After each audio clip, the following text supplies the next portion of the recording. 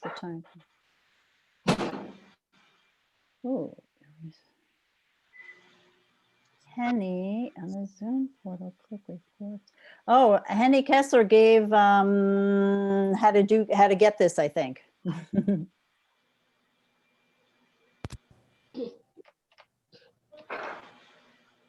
Ooh, You go up to zoom.us and log into your account there and then follow these instructions. okay. And can you do that after the meeting, or do you have to do Yeah. it? No, You can do it anytime after the meeting? I believe so. Okay, so. I haven't tried it myself. All right, but all right, thanks. You've guided us through a lot of other meetings, so I appreciate that. Okay. All right. So maybe we can do it at the end of this meeting, Connie. Yeah, okay. That's a big relief. Yeah. Because we don't want to lose that. Okay.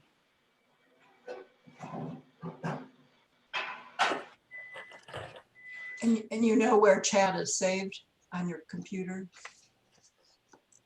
I did put it in, so oh, here under file. Yeah, your chat will be. Where you type in your, yeah. Oh, you can save the whole chat. It'll be on your local computer under a folder called Zoom, and then look for the meeting title and date. Okay, got it. Assuming that that's what you have in your settings, if you haven't turned that off. Henny, that's back in the website, zoom.us. Yes, Okay, I need to try that too. Hmm.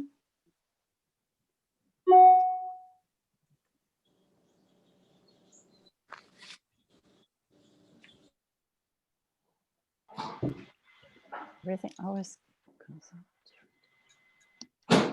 Okay. Maybe we should give it a start, Connie? Go ahead and give it a start. Okay. Yeah.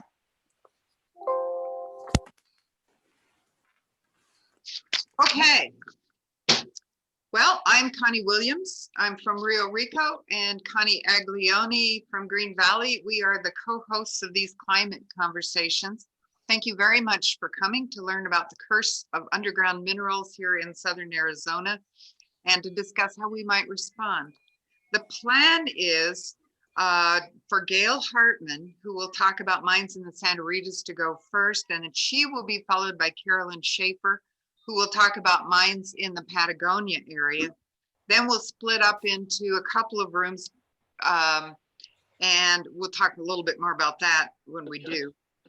We'll discuss the topic for about 20 minutes, and then we'll reconvene back in this room to share and collaborate. Okay, so I think we're going to let our speakers, speak their whole what they have to share with us. But while they're speaking, you can put questions into chat.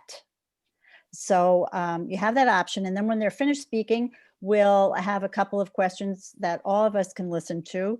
And if we run out of time, when we divide up into groups, we'll continue with questions in the smaller groups. So if we don't get to yours, there'll be a second opportunity. So, all right. So we'll handle it that way instead of raising hands and everybody speaking. So while the speakers are on, you'll be on mute, but you can ask questions by chat. So thank you for that. And for I asked people who came on earlier, if you don't have a name on the screen, if you would put your name, and if you have your name, if you would also add the county where you live. And you can do that by putting your cursor over your name, and you'll see that there are some options. There are some dots, and you click on that, and there's an option to rename. Okay, so thank you for that. And I guess that's it for our housekeeping.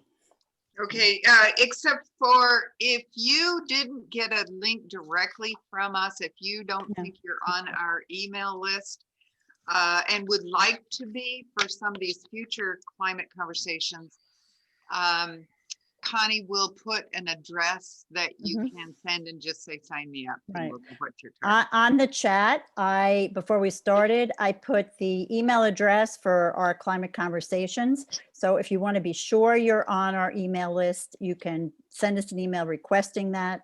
if you have any other question, you can request that. And I also put the email addresses for the groups that our two speakers represent. So that's all at the beginning of the chat, if you want to copy those down. Okay. So, and we're going to try to do, we really liked doing the introductions last week. It was one of the most powerful things, but there's so many of us today and we want to make sure we have time for our speakers. So we'll do introductions when we break out into our smaller group rooms. Try to do it when we have smaller groups, but that's just going to be a little bit hard to do right now. But thank you for being here today. We heard from a bunch of you after the last climate conversations, and you were just as blown out of the water as we were. It was quite an awesome, session. And it largely, it was because of the remarkable people that showed up. And it's about being able to work together. Individually, the stories and backgrounds we heard were inspiring. Collectively, imagine what we can do. So as we start our program today, I'd like to read a poem by systems thinker, Buddhist scholar, and teacher Joanna Macy. As Connie and I have talked to groups over these last 7 years, we've realized that facts don't much motivate action, and they don't persuade anybody that, you know, unless you're talking to the choir, facts just don't change anybody's mind.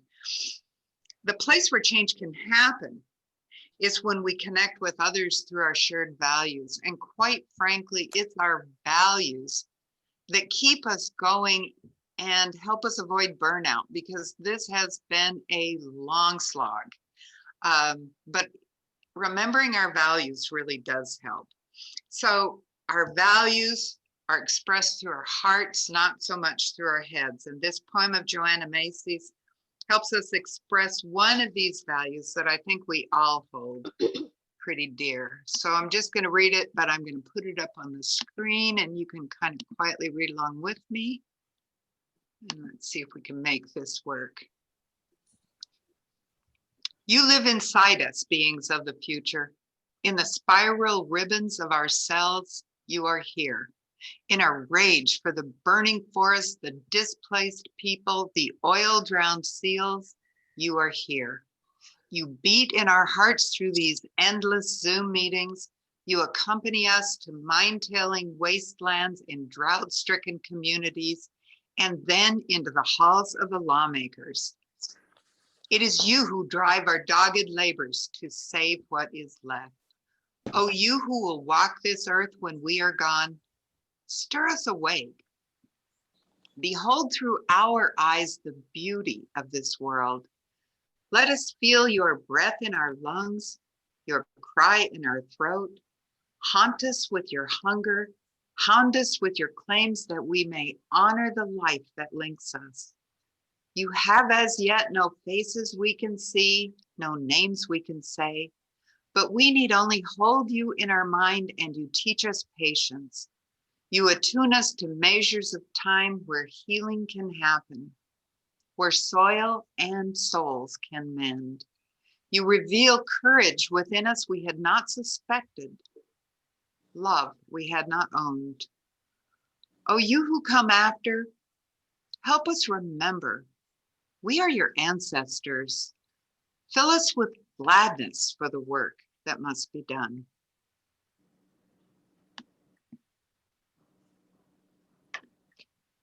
And let's see, Connie, do you want to, we didn't talk about this. You want to show the video? You want to show the video? First? Mhm. Okay, video first. Here we go. Okay. And then we'll introduce you. Yeah?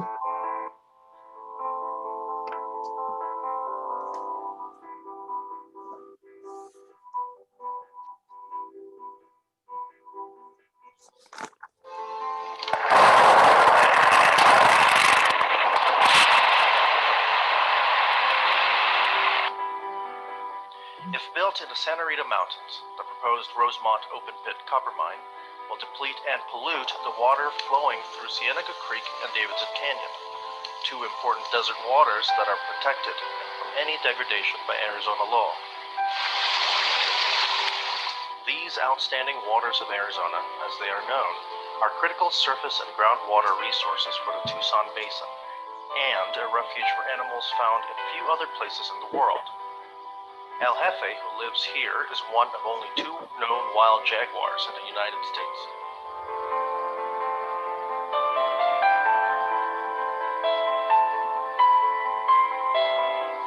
Will we allow a Canadian-based mining company to pump billions of gallons of our precious groundwater to process copper and enrich investors? Please call your senators, John McCain and Jeff Flake, and Representative Martha McSally, and tell them to protect our water.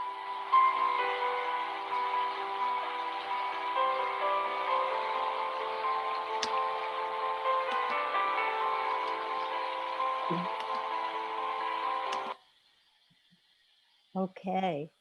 Well, I think that video is a good introduction to our first speaker. We don't have those senators, but we still have Gail Hartman. Gail has worked as a scientific editor, an archaeologist, a historian, and a conservationist for the past 40 years. She is the president of Save the Scenic Santa Ritas, and she's been involved in the battle to protect the Santa Rita Mountains from open pit copper mining for many years. So Gail, we're really interested to hear what you have to tell us about Santa Rita, Rosemont, and what's new on the horizon. Thank you. Thank you very much, Connie. Well, Sorry. Am I heard? Can you hear me now? yes. Can you hear me? Yes. Okay. Well, thank you both for putting this together. This is an interesting format. One of you said a while ago that Zoom, has a lot of positive to it. It's more people, but I'll tell you from my limited technological standpoint, it can be kind of difficult. I'm not really quite up to some of this, so please bear with me. But yes, my name is Gail Hartman. I am president of the nonprofit organization called Save the Scenic Santa Ritas. And I live in Tucson. We are based all over Southern Arizona. Our board, we have an excellent board, and they go on both sides of the Santa Ritas and in Tucson and in the Vail area. Currently, our representative who lives in Green Valley is John Cosma, and Dr. Tom Purdon, who did live in Green Valley for many years, has relocated to Phoenix, but he is still on our board. You saw was courtesy of Frances Causey, a really great film producer who lives in Tubac now. She did that a few years ago, and as you can see, it's a little out of date, and I will bring you up to date on what's changed. But the graphics are wonderful, and they do show really why this issue is so important. I expect many of you know about the proposed Rosemont mine, and I don't want to bore you all to tears with the details. So I'm going to be pretty brief, and later if there are questions, I'll certainly be happy to answer them. I see my friend Carolyn Shafer, of course, is on, and she will be speaking about big issues also in the Patagonia Mountains. We work together as much as we possibly can on these issues. And we're both hopeful that they will be resolved positively. The Santa Rita issue has been going on, well, depending on how you want to count it, it's more than 20 years. The current company is called Hud Bay, short for Hudson Bay. They're in Canada. Most mining companies now, or many around the world, are Canadian. The previous company was called, you may remember that name. Hud Bay is kind of a medium-sized company. They don't have a very good record around the world. They're actually in the courts, the human rights courts in Canada right now for serious human rights violations in Guatemala, where we'll see what comes of that. The mine here, what is being proposed is an open pit copper mine on the north eastern slope of the mountains with a pit about a mile wide and a half a mile deep, I think it is, or mile and a half wide and a mile deep. Kind of got the numbers right now. It would be partly, the pit would mostly be on private land, HUD Bay's land, and that's what's allowing them to move ahead. There are some private lands in the Santa Ritas in holdings that have been there for many, many years, because there was some simple mining even in the 1800s before the National Forest was created. So the mining claims are part of the mountains. They're on both sides, but they're largely down the west side above you who live in Green Valley and Sahuarita. They come down through the little community of Helvetia. But this mine would be on the eastern slope of the mountain. The biggest, there's many reasons why we're concerned about it, but probably the number one reason, and certainly of considerable concern to those of you who may live in Green Valley or Sahuarita, is the impacts on water. The mining company would be able to pump unlimited amounts of water, unlimited amounts of water. The state law in Arizona does not impact mining companies. Mining companies have to get a permit, but it's a must issue permit. And there are no limitations on the amount of water that they can pump. They have a couple of big drill water pumps already in along Sahuarita Road, and there would be more of that, and they're deep. They are very deep. So one of the immediate impacts is the people who live nearby who are on wells themselves, shallow, how they would be impacted. More importantly is what it would do to the entire water table in the Santa Cruz River drainage. The Santa Cruz, as most of you know, flows north, starts in the Huachucas, it flows into Mexico, comes north through Nogales, comes through the Green Valley area, up through Tucson. Many, many years ago, flow into the Gila River. It doesn't ever make it there anymore. But it is the principal water source, of course, for the city of Tucson as well. Now, if we look at the eastern side of the Santa Ritas, what would be the impacts there on water? The Cienega Creek drainage, I hope you all have been to Cienega Creek, know where it is. Now we have a wonderful Bureau of Land Management National Conservation Area there, and Pima County protected much of Cienega Creek. But the mine would lower the amount of water in Cienega Creek and in Davidson, and that was the picture that you saw on the little video was Davidson Canyon. Tucson gets about 20% of its drinking water from that Cienega Basin. That amount of water would be depleted, and what's at least as bad is there would be almost certainly heavy metals in the water, be serious contamination. So that's the water issue. There's air pollution issues. Saguaro National Park East has expressed concern. Some days of the year, a month or a couple of months of the year, it's very likely that that part of Pima County would be in violation of national standards. There's a considerable wildlife impacts. A number of years ago, the Game and Fish Department said that this would render the Ritas worthless as wildlife habitat. We're concerned about the economies of the little communities, Patagonia, Sonora. They are heavily invested in tourism, bird watching, B&Bs, all kinds of things, wineries, of course. And it's very likely that people would not drive as much down Highway 83 to reach those communities. Why? Well, that's a 2-lane road. It would have mining trucks on it about every 15 minutes, 24 hours a day. Also, the road isn't equipped for that kind of traffic. And if there's any renovations done on that road, that would be at taxpayers' expense, not the mining company. There's a whole concerns, archaeology, prehistory, cultural resources, if you want to call it that.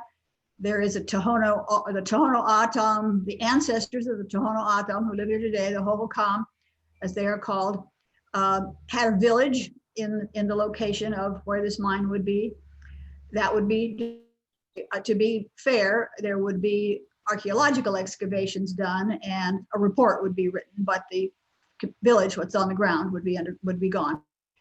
Thus, the Tohono O'odham and 2 other tribes, the Pascua Yaqui tribe and the Hopi tribe, have joined us in our various lawsuits. Other organizations that have joined us are the Sierra Club, the Grand Canyon chapter out of Arizona, a group called the Arizona Mining Reform Coalition, and the Center for Biological Diversity. So there's a lot of us in this together. Now, where are we right now? As I said, that little video is a bit out of date.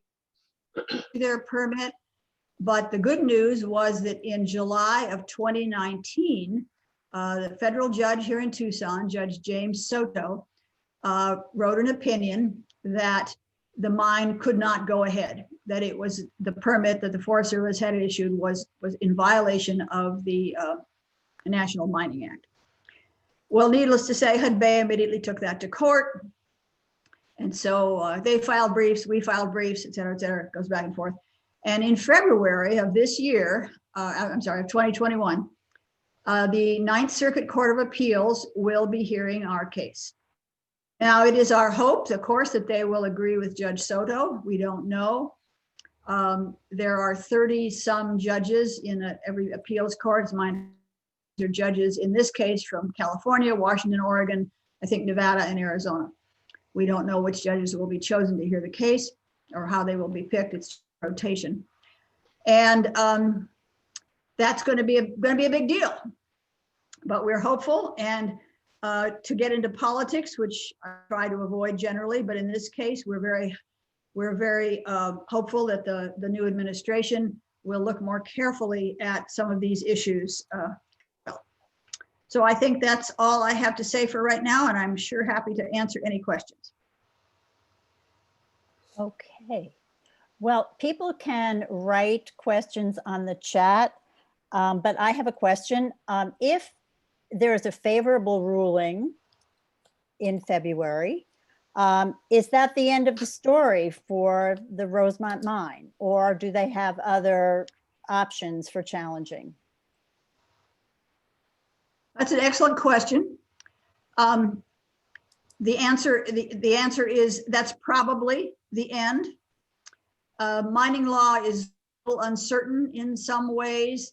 We have, by the way, just in case some of you don't know, we in this country, we're still operating under what's called the 1872 mining law. It became law during the term of President Grant, right after the Civil War, and we've had it ever since without much change. It needs to be changed, obviously. At the moment, it doesn't consider environmental concerns, it doesn't consider local concerns, it's a whole lot of things that it doesn't do, and it definitely makes it easy for mines to go ahead. But in this case, if their permit is rescinded, it would be very difficult, let us say, for them to go ahead. What would happen, or what we would like to see happen, what we've certainly been working toward for a long time, would be a land exchange, a buyout. Fortunately, the Federal Land and Water Conservation Fund was reinstituted recently. You know, that's a lot of money that comes from oil and gas around the country, goes into conservation purposes. What we'd like to see happen would be simply a buyout of their property, about 900 acres. And the rest of what they're trying to do is actually on Coronado National Forest land. I didn't really go into that, but that's the reason that we have a voice, because this is impacting forest land. But if we can buy out their claims, we would want to see that 900 acres either stay in the forest, but in a no mining situation, or perhaps be taken over by Pima County as space. So that's our long-term goal. Oh, okay. There's one question from our participants. How many jobs does the mine say they will create? To make a compelling economic argument against it, we need to know the numbers. So. Yes, absolutely. I'm sorry, I didn't mention that before. The number kind of varies from day to day, but it's between probably 400 to 425, something like that. And we have had some really good economic analysis done regarding what they would do. It's a tiny percentage of jobs in Pima County in Santa Cruz. It's like less than 0.1% of the whole economic base in the county, or in the two counties. So it really doesn't mean much.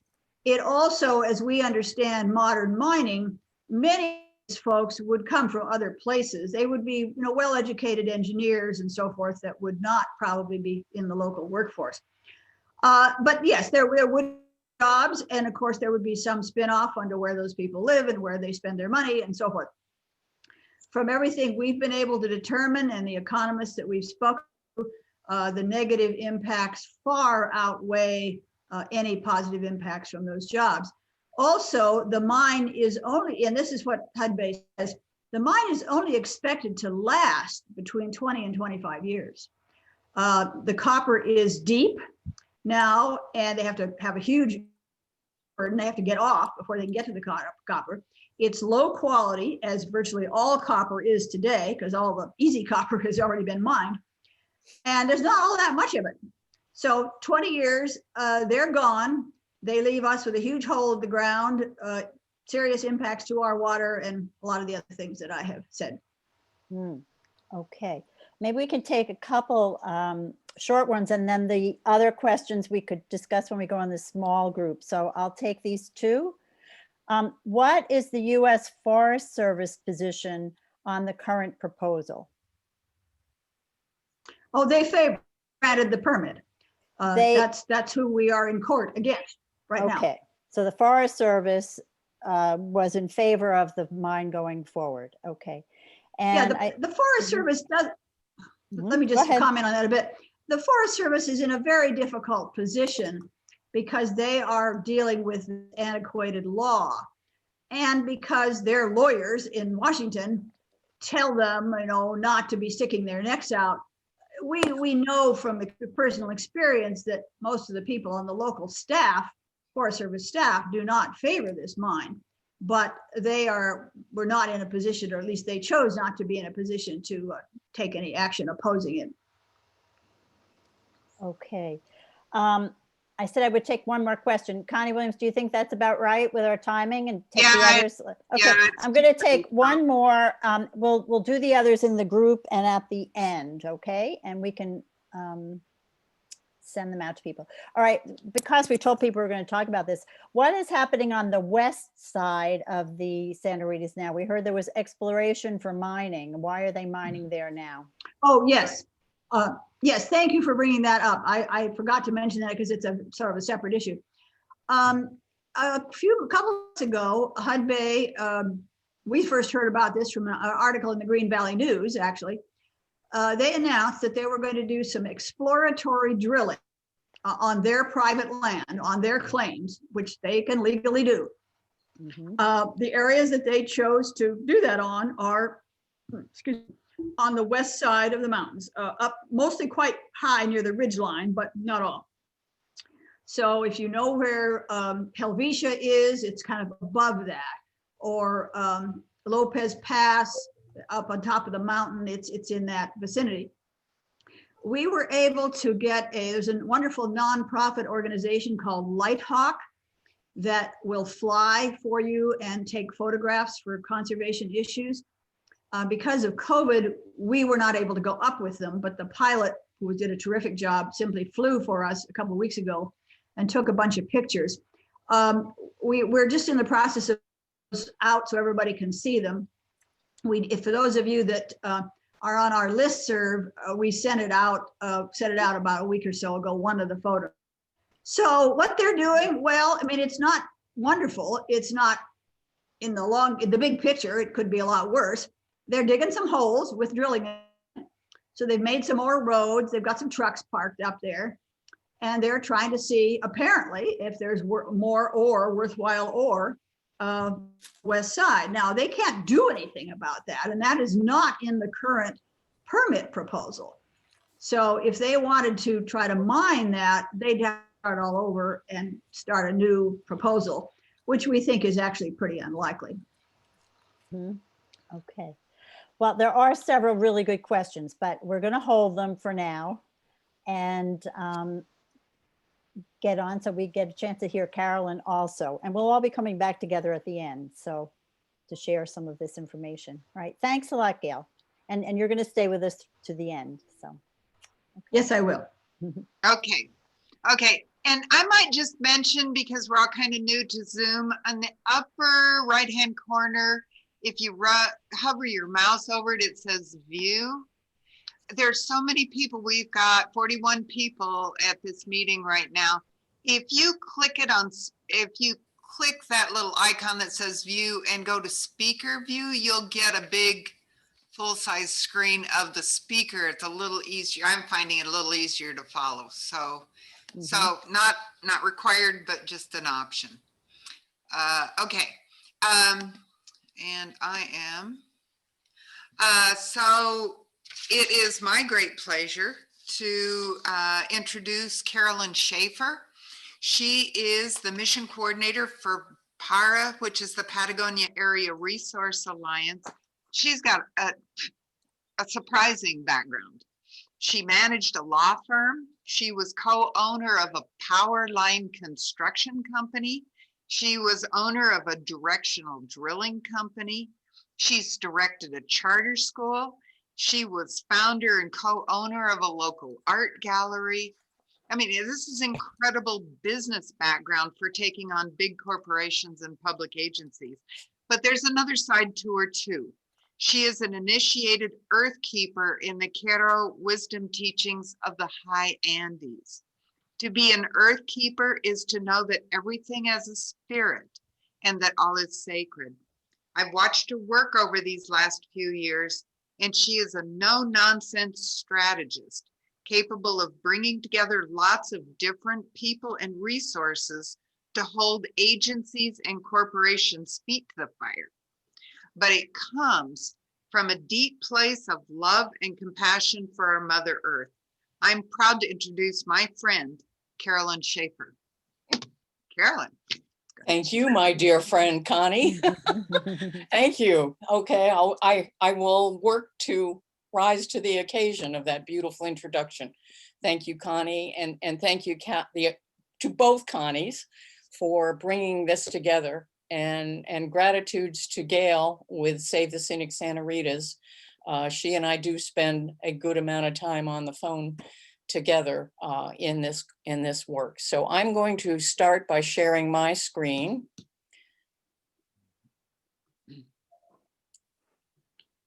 And hopefully you all have the first slide of inspiring stewardship. There is a very strong link between Save the Scenic Santa Ritas and Patagonia Area Resource Alliance. Save the Scenic Santa Ritas has been doing this work for, I believe Gail said, about 20 years now. And one of the things we have in common is that the mastermind behind what we now call the Rosemont Project is the same individual who masterminded filing claims here in the Patagonia Mountains. Under the 1872 mining law, what has developed over the course of time is that there are junior mining companies, typically Canadian mining companies, who will develop a project but never actually move into mine production itself. Their goal is to sell it off to a senior mining company who will proceed with that mining. And that is what happened for the Hudbay project in the Santa Rita Mountains, and currently here in the Patagonia Mountains until midsummer a year ago, we also had junior Canadian mining company in here developing the project, the same person who originally developed the Hudbay project, and have now sold that off to South 32, an Australian mining company. Under the 1872 mining law, if you had claims and you worked them for a while and you kind of liked that a whole lot, you could go to the federal government and say, I want to own this land. And under the 1872 mining law, the federal government would sell you that land for about $5 an acre. That clause of the 1872 mining law is still on the books, but it is on hold at the moment. They could reactivate it, but it is on hold at the moment. So the Rosemont project has been able to do what they have done because they've operated on the private patented land, which escapes many environmental regulations. The challenge for the Hudbay project was they wanted to then dump all their stuff, the tailings, onto public lands. And that is what that, you know, for me, that's what I say is the recap of that lawsuit is, no, you can't just dump all your stuff onto the public lands. It's the same situation for us here in the Patagonia Mountains, in that there is about 450 acres of private patented land that they are currently operating off of. And you'll see some pictures of that shortly of how tight that is for them. But they are also faced on moving out onto public lands. And that is where we are able to make objections. The map that you are looking at is the Santa Cruz watershed outlined in red. This is why both of these projects matter to all of us in Santa Cruz County, in Pima County, and beyond. This watershed serves more than 1 million people and an untold number of wildlife. Here in the Patagonia Mountains, there are documented over 100 federally threatened, endangered, and sensitive species. We are a unique, biologically diverse ecosystem. So you can see, I hope, where the Patagonia Mountains are, and that green area that represents the location of the proposed mine by South 32, and also where the Rosemont Copper Project is, just over the border there in Pima County, but is obviously also going to, both of these together are going to have a huge impact on the water in this county, pardon me, in this watershed. Gail mentioned the volume that Rosemont proposed to withdraw. Right now, we are not sure what mine production South 32 has planned.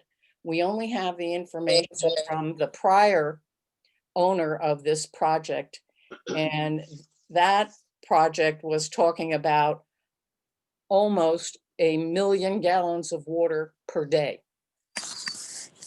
But they are talking about, well, don't use those old numbers because we haven't released our plan yet. The plan that they have released is to move forward with their exploration. They need to do massive dewatering because the materials are down so deep in the earth right now. And every time they start drilling, it fills up with water. So they want to draw down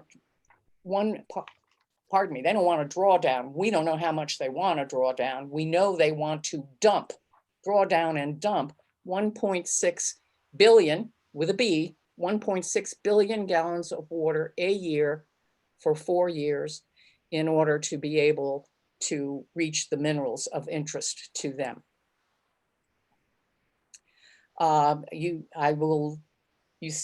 There's every slide here I could devote an hour to, and we are short for time, so I will not go into all of this in detail. You can read these slides as I speak.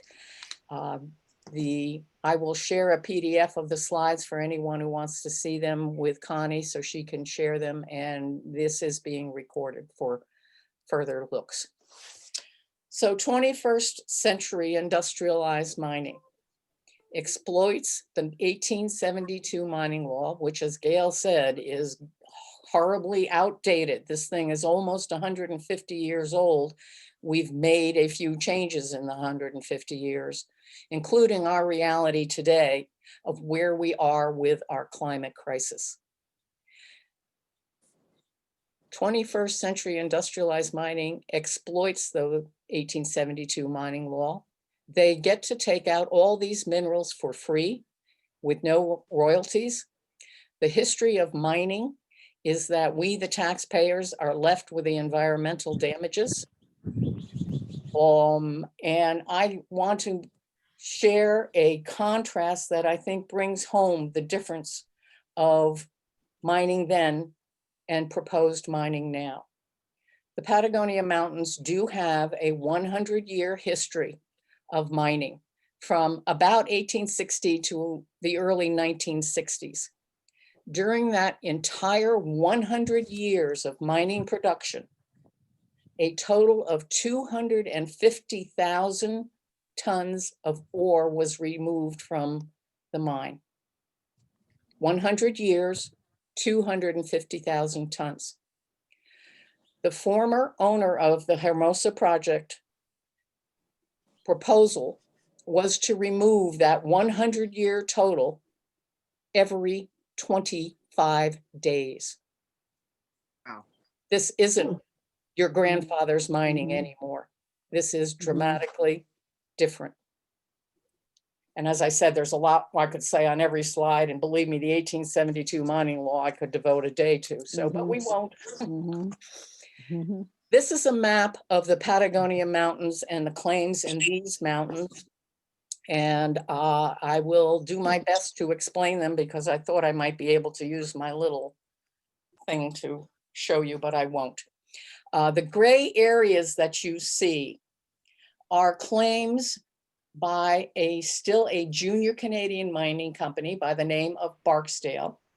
And they have filed all those claims on forest public lands, and we have resisted several of their requests to move forward with exploratory drilling, but they have not successfully been able to do that.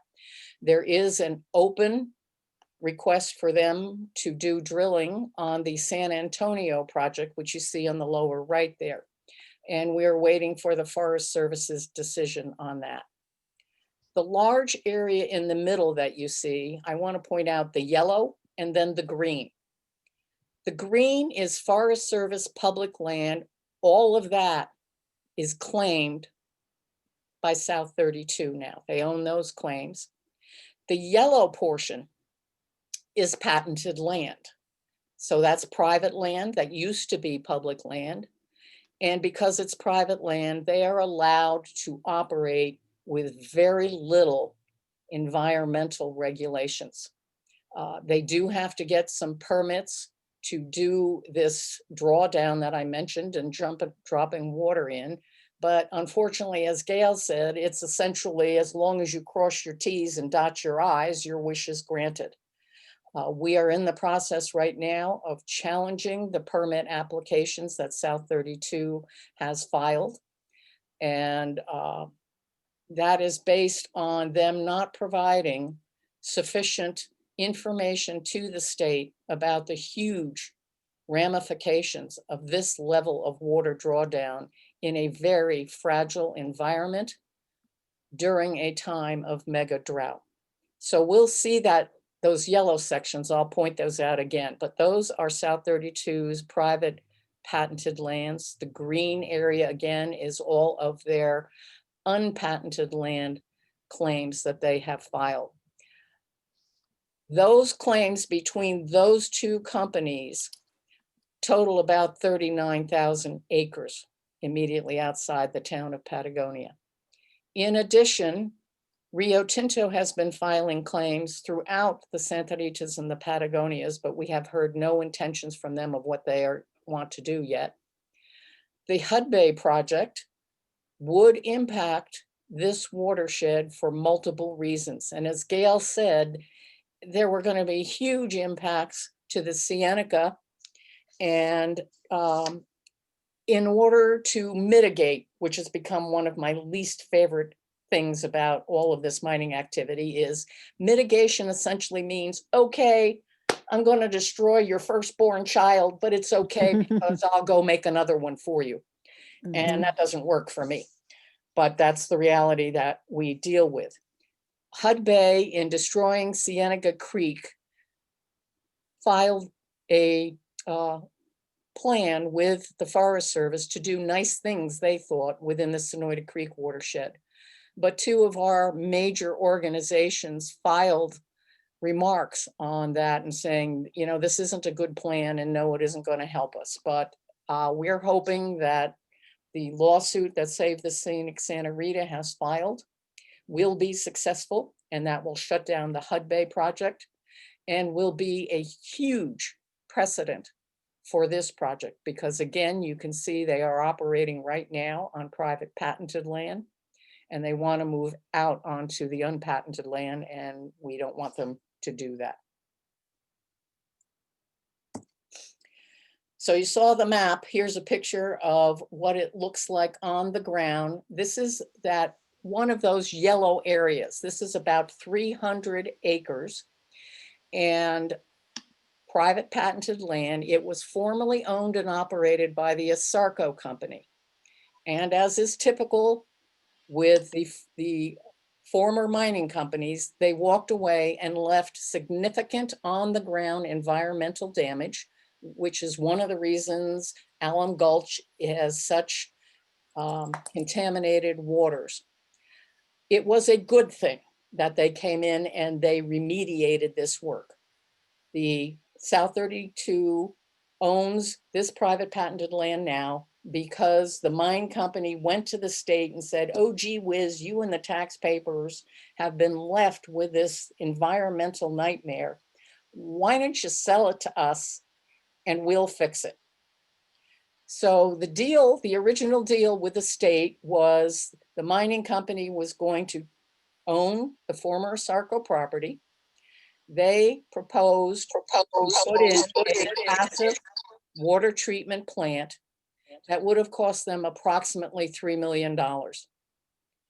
Para hired an expert, filed paperwork with the state, and lo and behold, it became a requirement for an active water treatment plant that ended up costing the company $25 million.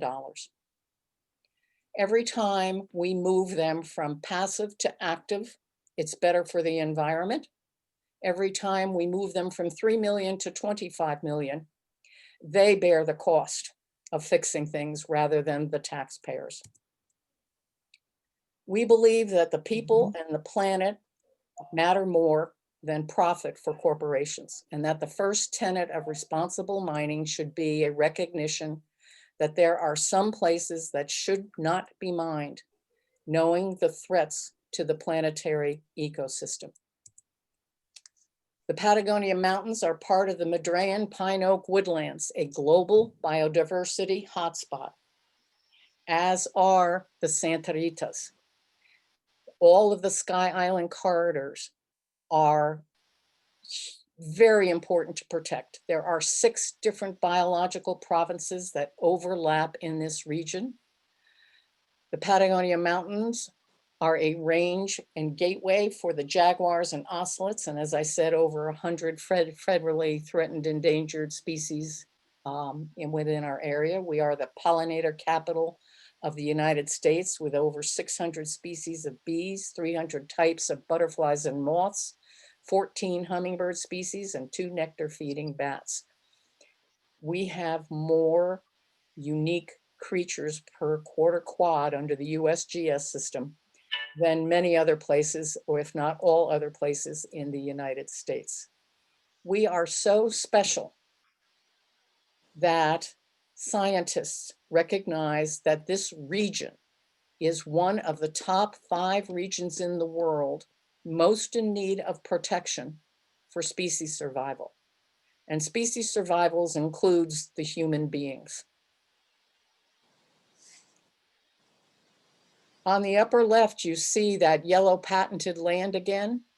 On the right, you see a Google Earth picture of the mine company's work. This is how they so want to avoid environmental regulations. They have very, very carefully stayed within their boundaries. But now that South 32 is planning to move into mine production, they have to fill their infrastructure needs: water, roads, and electric power. And those are the things that PARA will be working on for 2021 to hold the mining companies and the state agencies to the highest level of regulations with respect to water and roads and electric power. Economic benefits was mentioned earlier in one of the questions, and while we don't have specific numbers yet, because again, South 32 has not released what is their mine production plan, but we can tell you about 2 years ago, the former owner had contracted with ASU to do an economic study.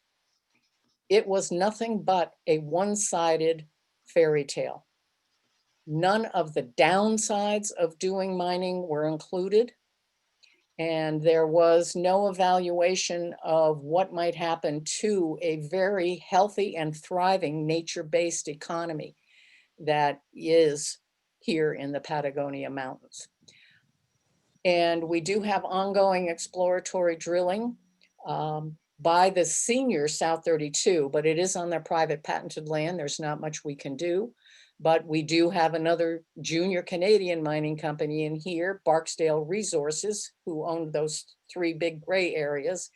And they would like to do exploratory drilling. And every time that comes up, that's where we get to comment to the agency and or the Forest Service. Where was one proposal several years ago to exploratory drill the Sunnyside project, where there are Mexican spotted owls who are endangered species. And the Forest Service said that the exploratory drilling could not happen for about 4 months out of the year. And this was not economically attractive to them, so they didn't proceed. That's the good news.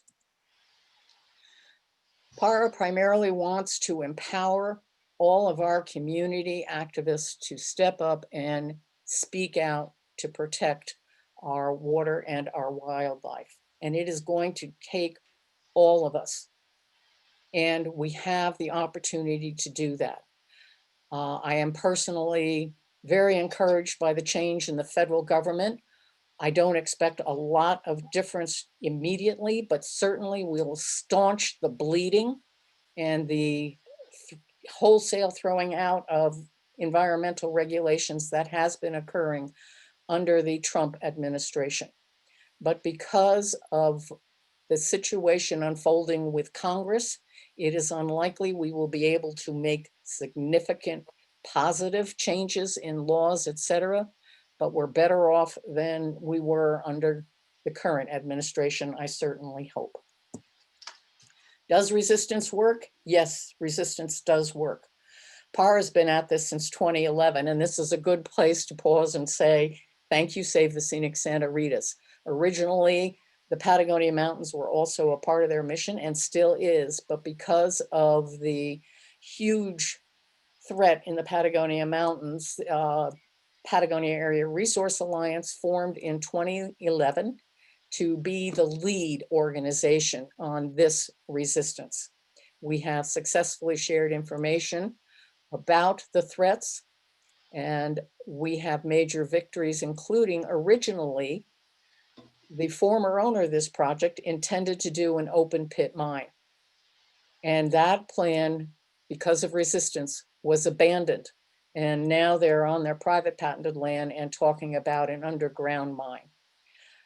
Under the 1872 mining law, the Forest Service really doesn't say a whole lot because they are responsible for surface disturbance.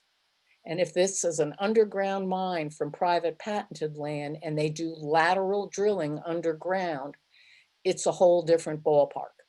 But PAR is working to hold the Forest Service to its higher duty to protect the water in the public lands above mining. But that is going to take a lot of convincing. But again, with a shift to a new administration, we are hoping that the Forest Service's directive from the federal government will change. PARA doesn't work alone. We are a small organization, actually. We are a bunch of dedicated, crazy citizens who are interested in protecting the water and wildlife. We're the on the ground watchdogs. We're paying attention to what is happening, and then we raise our hands and speak up. We have national partnerships with Defenders of Wildlife and Earthworks. We have regional partnerships with Save the Scenic Santa Rita's, Sky Island Alliance. We're working with Sky Island Alliance with remote cameras to document the wildlife that comes through this corridor, because the border wall is another threat to our region. Sierra Club Grand Canyon chapter is taking the lead on a significant change that is happening for all of us right now, which is with respect to the Clean Water Act. The federal government wanted to not be responsible for that anymore. And the state of Arizona decided that they will take over the Clean Water Act. So the federal law no longer applies. However, the state law has not yet been drafted. And the Sierra Club is taking the lead on working with the agencies and keeping all of us informed in that. That is something we do all need to pay very close attention to. Locally, we also work with many organizations such as Borderlands Restoration Network, Tucson Audubon, the Nature Conservancy, Friends of Sonoyta Creek, Deep Dirt Farm, Circle Z, and others. PARA is also a member of two very important networks, Western Mining Action Network and Arizona Mining Reform Coalition, both of whom help us on hard rock mining issues throughout the state and throughout the West. PARA board has a great board of hardworking individuals, and a lot of people don't want to be board members, but they want to help us. So we have a team structure with people working on roads issue or the power issue or et cetera. This is a model that is working very well for us. What can you do?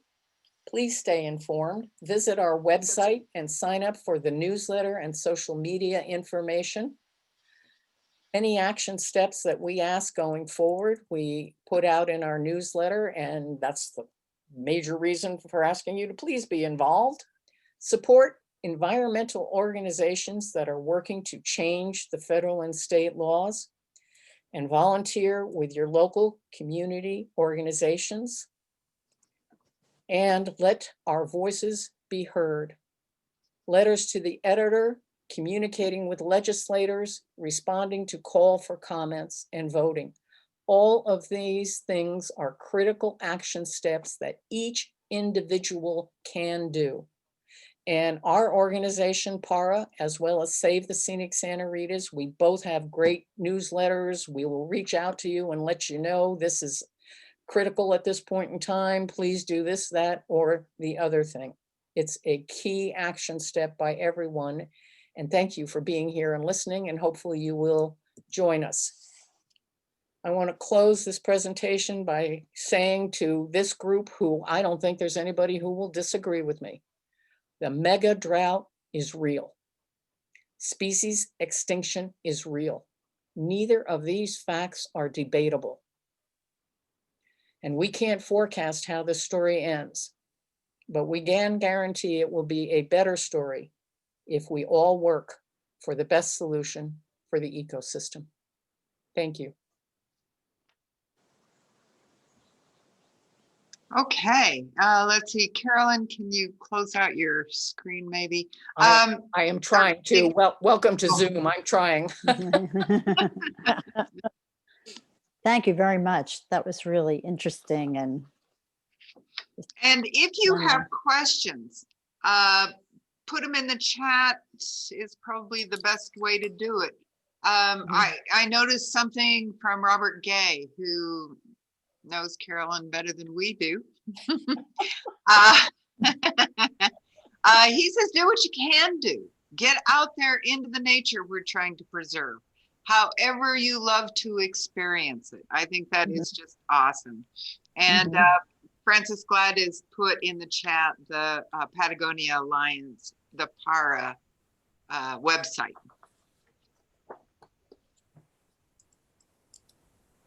Any questions? That was, you know, I'm thinking that what everybody is just eager to get into these groups and ask some questions. Connie, Connie, could I ask a question or two? Yeah, This is Gail. Gail, yeah. Can you hear me? Carolyn did a terrific job, as she always does. And I was just going to add a couple more specifics regarding Save the Scenic Santa Ritas. It's very similar to what Carolyn said. We have a listserv, and if you want to send us your email address, we will put you on our listserv. We won't inundate you, but you will get our updates regularly, and you will know definitely what. We encourage you also take a look at our website, scenicsanaritas.org. A lot of good stuff on there that will answer some of the questions that I've already seen going around. Also, I would say, find out, if you don't know, who your state legislators are, who your Pima County, Santa Cruz County supervisors are. We have some very good people in those positions in some cases, and in a few cases, not such good people. Find a vote, pay attention. And at the federal level, we are extremely fortunate to have Representative Raul Grijalva representing both both Santa Cruz County and a good part of Pima County. His office has been remarkable in their ability to really look at these issues, take the time to really help us out in a lot of ways. What he has tried to do, it's not been successful so far, but he has introduced a bill into several sessions of Congress that would actually call the Santa Ritas and the Patagonias as special places, basically what Carolyn said, that would be off limits to the kinds of activities we are very concerned about. I think there's some possibility that could happen in the near future.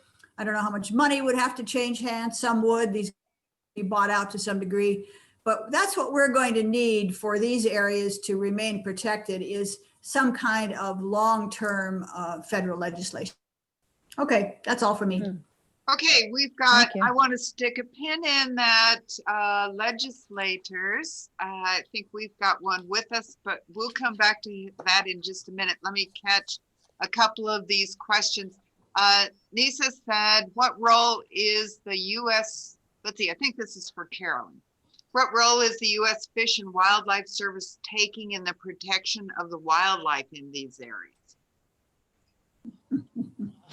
No active role at this time is, I think, an accurate statement. Gail, how about your Save the Scene? Are they taking an active role up there? No, same thing. They were kind of co-opted during this most recent current administration and really not able to do very much. Same went for Environmental Protection Agency. I would say 10 years ago, 12 years ago, both of those organizations were quite helpful and did their best, the EPA especially, but they have been very hamstrung in the last 4 years. Okay, and from David Stone, and I think this is also Carolyn, did I understand you to say that South 32 can extend underground mining under Forest Service land without the normal review process for above ground? That sadly is correct. Mm. The way the laws are written, the Forest Service is responsible for any disturbance on the surface, but nothing underneath. And underneath is BLM, but there isn't a direct statement to BLM that they would get involved. So it's our lawyers do incredible contortions to connect the dots and to get them responsible.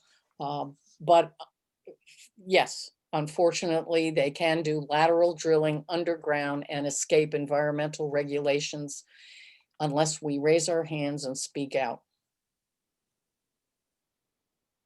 Okay, and I am not seeing,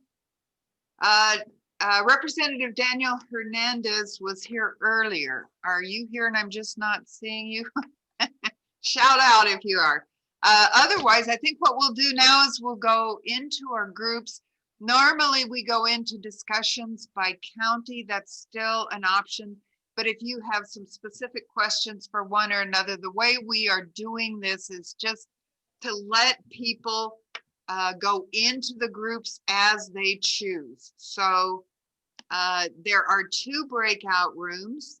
You're going to get to choose. Wait a minute. I created those 2 darn breakout rooms. Where did they go?